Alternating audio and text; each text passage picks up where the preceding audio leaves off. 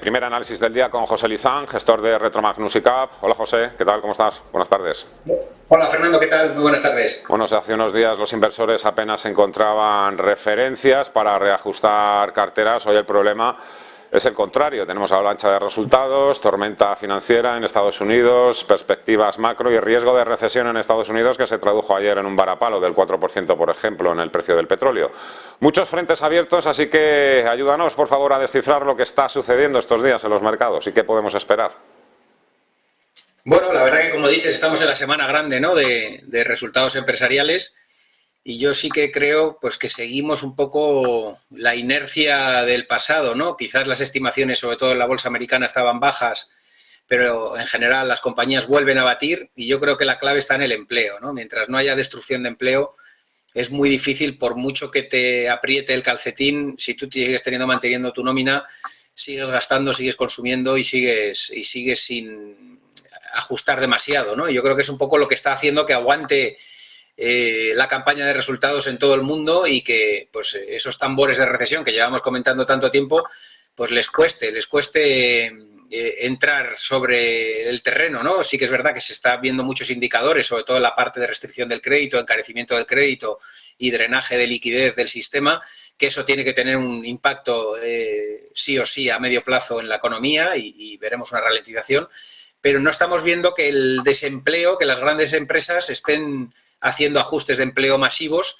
y por ende el consumidor sigue consumiendo bienes y servicios, ¿no? Y eso es un poco lo que estamos viendo que está dando sustento a que a las bolsas estén un poco reticentes en caer o reticentes en cotizar una gran recesión a nivel global, ¿no? Porque el empleo sigue aguantando, como digo, y hasta que el mercado no descuente que viene una destrucción masiva de empleo, pues es difícil que veamos un desplome de los beneficios, ¿no? Pero bueno, sí que es verdad que, como digo, las estimaciones de beneficios eran bajas y se están batiendo, pero cuando uno mira las tripas y lo compara con trimestres de otros años, salvo excepciones, pues están casi todas por debajo, ¿no? O sea que el boom post-pandemia que hubo, pues se está enfriando, y sí que es verdad que las estimaciones eran muy bajas, pero se están consiguiendo batir yo creo que, o la explicación que yo le doy es eso, ¿no? Que el empleo sigue aguantando, y los consumidores pues seguimos ahí, ¿no? Seguimos consumiendo y seguimos viviendo en la fase post-pandemia, y sobre todo el sector servicios,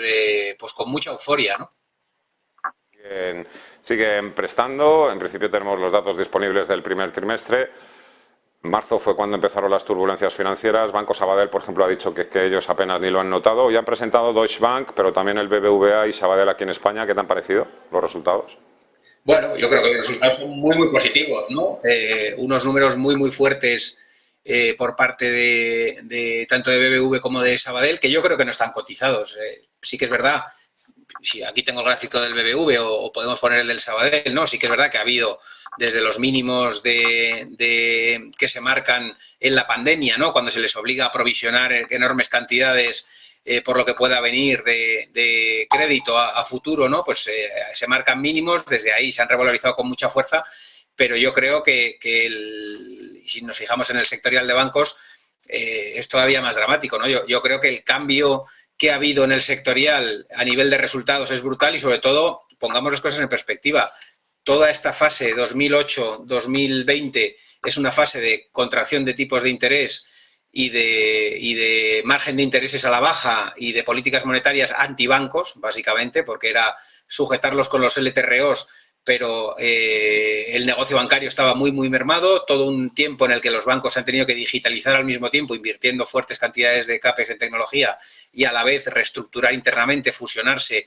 y optimizarse en costes. Y yo creo que el entorno no ha cotizado ni mucho menos el cambio de escenario, porque yo creo que vamos hacia un mundo, yo creo que es más que patente y evidente, que no vamos a volver a periodos de deflación o a periodos de inflaciones por debajo del 1% como hemos estado en la última década. Yo creo que vamos hacia un mundo con mucha más inflación, donde el mundo geopolítico ha cambiado, donde la reindustrialización y la renacionalización de industrias es inflacionista, donde los aranceles son inflacionistas, donde los commodities se van a controlar las ofertas por parte de los productores para tener precios altos. creo que vamos a un mundo con unas inflaciones más altas que va a ir adecuado con unas políticas monetarias mucho más normalizadas. Y creo que por mucho ruido que nos metan ahora de los depósitos, y también hay que poner la cosa en perspectiva, de dónde veníamos en los depósitos, las tasas de ahorro del 2020-2021 por la pandemia y las restricciones a la movilidad han sido enormes. Que haya un cierto drenaje en depósitos en grandes entidades es que tampoco era normal las tasas de depósitos que había anteriormente, ¿no? Entonces yo creo que no se ha cotizado ni mucho menos las bondades del sector, y creo que es una oportunidad todas estas correcciones que está habiendo en el sector, sobre todo en la banca europea y la banca retail.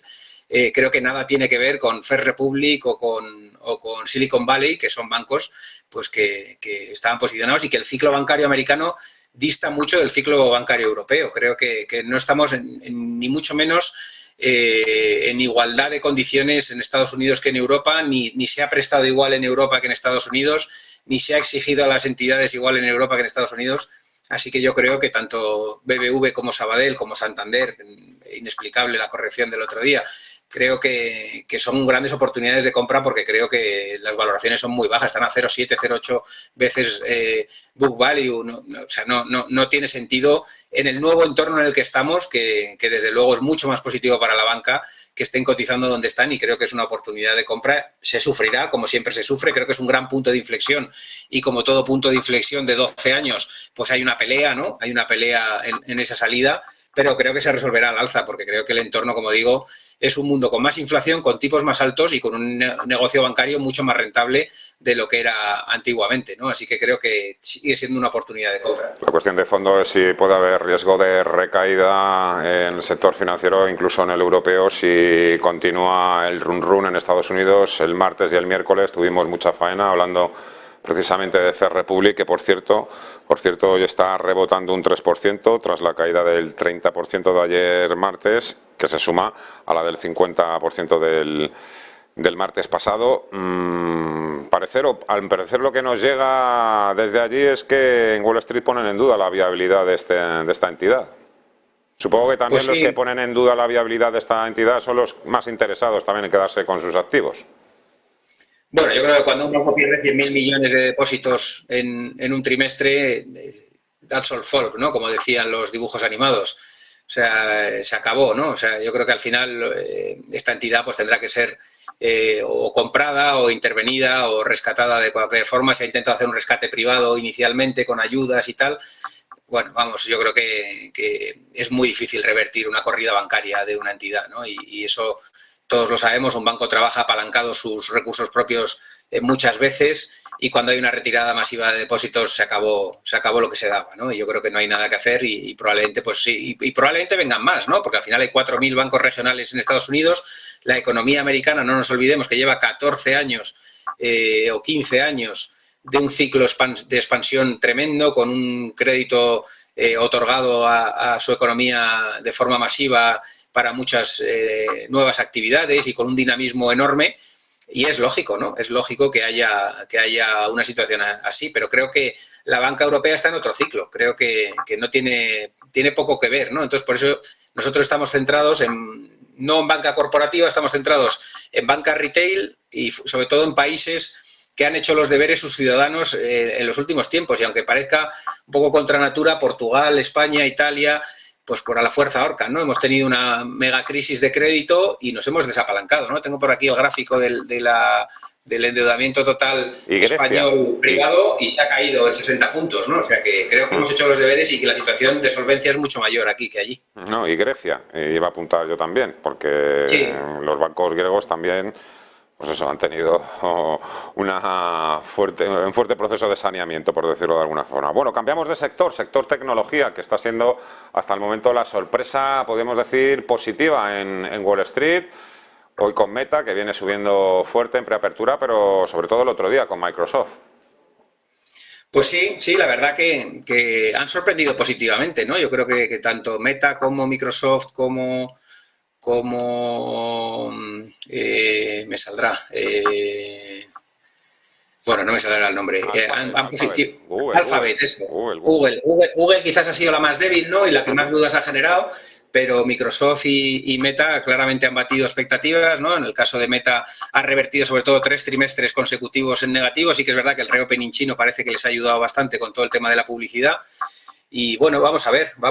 La verdad que dejó un gap enorme en la zona de $300 y muy probablemente pues intente taparlo, ¿no? Yo creo que van a tener la excusa perfecta a lo largo de este trimestre de intentar tapar este gap que dejó la cotización en la zona de 280, 290 más o menos. Hoy viene ya un 10, con lo cual se nos va a ir hasta la zona de 230 y pico, 240, y es muy probable que intente ir hacia ese objetivo, ¿no? De tapar ese gap. Yo creo que ahí va a ser un nivel difícil de superar, porque yo creo que el entorno a medio plazo al final es un entorno de ralentización de lo que estaban acostumbrados, ¿no? Yo creo que el sector tecnológico lleva más de una década, pues al contrario que los bancos, lleva una década con crecimientos de doble dígito, donde todo era invertir y todo era captar cuotas de usuarios y cuotas de mercado a nivel mundial. Eso ya se ha conseguido, crecer a partir de ahora es mucho más complicado y a partir de ahora la parte baja de la cuenta de resultados yo creo que va a ser más clave que lo que era antaño, ¿no? Creo que ahora va a tocar más una reorganización interna, optimización interna, pensar más en cómo mantener el BPA en un entorno en el que el crecimiento ya no es de doble dígito, sino que son de dígito simple bajo. Sigue siendo crecimiento, siguen siendo muy buenas compañías, pero creo que entramos en un periodo mucho más complicado porque el gran posicionamiento a nivel mundial de las grandes compañías ya se ha hecho, ¿no? Y ganar más cuota de mercado pues cada vez es más complicado y crecer cada vez es más complicado, ¿no? Entonces creo que ahora va a ser un tiempo de gestión, ¿no? De gestión interna, de quién es capaz de mantener márgenes en un entorno en el que los ingresos no crecen a los mismos ritmos que en el pasado. Y, bueno, revolución en la parte de inteligencia artificial, ¿no? Que es otro nuevo paradigma que tenemos encima de la mesa, cómo va a afectar al cloud, cómo va a afectar a todas las tecnológicas y habrá ganadores y perdedores, ¿no? Como siempre. Pero, bueno, yo creo que por el momento una sorpresa positiva. Y en el caso del Nasdaq, pues no es descartable que intente ir a atacar esta zona de los 13.700, 14.000 euros con estas noticias, aunque sí que es verdad que estamos viendo a la bolsa americana, a pesar de que los resultados están batiendo claramente, la estamos viendo muy pesadota, ¿no? En general, un poco yo creo que hay muchos miedos sobre todo, como digo, la parte del crédito, la caída en volúmenes de crédito y que tarde o temprano esa recesión se espera para el mes de junio. Pues muy probablemente la tengamos aquí a la vuelta de la esquina, ¿no? Entonces yo creo que el mercado está muy dubitativo y va a costar, ¿no? Pero sí que tenemos argumentos para al menos quizás intentar en el Nasdaq atacar esa zona, aunque creo que va a ser muy difícil de superar la zona del 13.700, 13.800 en el caso del Nasdaq. Además un comportamiento muy desigual, el Nasdaq bien, pero por ejemplo ayer un analista en Twitter pues contaba que la subida del 6% del S&P 500 en el año se debe fundamentalmente al 20% de las compañías. Sí, la indexación, ¿no? Vuelve un poco, en Europa está pasando también, ¿no? Que el Eurostoxx con Lujo y algunos otros nombres pues está pasando un poco eso que pasó en el Standard & Poor's antaño está pasando un poco en la bolsa europea, ¿no? Y de hecho los grandes índices pues están teniendo muy baja volatilidad, cada caída se aprovecha y los grandes valores cada vez ponderan más, ¿no? Porque la entrada en el índice pues rebalancea la cesta y hace que se retroalimente el movimiento, ¿no? Eso ya lo hemos vivido en Estados Unidos y parece que está viniendo a Europa también, ¿no? Que esto tiene que ver también, por supuesto, con esas expectativas que apuntan a un recorte en los tipos de interés y, por supuesto, también tiene mucho que ver con la depreciación del dólar, porque estas compañías exportan muchos de sus productos y, en principio, les interesa un dólar débil. Hoy estamos viendo precisamente al euro que continúa reforzándose frente al dólar. ¿Continuará esa debilidad del dólar a medio plazo? Pues bueno, tiene pinta, ¿no? Tiene pinta porque parece que la recesión donde más calado o más probabilidades tiene ahora mismo es en Estados Unidos, ¿no? Y ese refugio que vimos claramente durante todo 2022, pues hemos visto cómo se ha revertido. Nivel clave, desde luego, este 101 del dólar index, ¿no? Y desde luego se está debilitando muchísimo, ¿no? Una situación de déficit muy elevado en Estados Unidos, de endeudamiento muy alto y en un entorno en el que los tipos de interés apuntan a que va a haber una ralentización o un fuerte parón de la economía por el drenaje de crédito que está viendo, ¿no? Y yo creo que de momento no ha perforado esa zona del 101, que es un nivel clave, ¿no? Pero desde luego yo creo que lo más normal es que entremos en una banda lateral, desde mi punto de vista a corto plazo, entre 105 y 101, antes de conseguir perforar es bien, ¿no? Pero sí que es verdad que a medio plazo la fortaleza que vivimos el año pasado yo creo que ya está descartada y creo que además las políticas monetarias de otros bancos centrales, al principio corrió mucho Estados Unidos y iba por delante y eso se reflejó en el dólar, pero ahora estamos viendo como todos los demás van por detrás, ¿no? Banco de Inglaterra, Banco Central Europeo, todos van homogeneizando la política monetaria hacia la americana y eso afecta también a las divisas, ¿no? Y luego todo el tema de reservas, nuevo orden geopolítico, el cambio de dólares por yuanes en las reservas de determinados países, de determinadas zonas, pues también tiene su efecto, ¿no? en ventas de dólar, ¿no? A nivel mundial. Y mira, me aparece por aquí un flash de última hora, dice: el gobierno de España se compromete con Bruselas a reducir el déficit al 3% ya en 2024. Ayer la Comisión Europea presentó las nuevas reglas fiscales que iban a incluir sanciones a todos aquellos países que incumplieran o fuesen más lentos a la hora de reducir el déficit y la deuda. Si no me equivoco, porque estoy leyendo tan solo el flash, yo creo que el déficit de España debe estar en el 7-8%. Parece una auténtica barbaridad que diga el gobierno que lo va a poder reducir prácticamente a la mitad dentro de un año. Eso solo se puede hacer por dos vías: o bajas el gasto o suben los ingresos, o las dos cosas al mismo tiempo. Bueno, la segunda ya la tenemos, ¿no? No han deflactado los impuestos y se están hinchando a recaudar, ¿no? Y estamos en el año histórico de España con más recaudación fiscal por parte del gobierno, ¿no? Y lógicamente también en el PIB hay inflación y también los bienes y los servicios se venden más caros y también tienes un efecto de inflación en la parte del PIB, ¿no? Pero sí que es verdad que tienen más fácil ajustar el gasto en un entorno de grandes recaudaciones que en un entorno de bajas recaudaciones, ¿no? Porque al final los servicios básicos eres capaz de mantenerlos mejor con una mayor recaudación que menor, ¿no? Entonces yo creo que el entorno así lo pide, ¿no? Así lo pide. Yo creo que hemos tenido una década sin inflación y con el sector privado muy débil, en el cual el sector público pues ha hecho un poco de contrapeso, ¿no? En toda la demanda agregada y en toda la política fiscal y en toda la política económica, ¿no?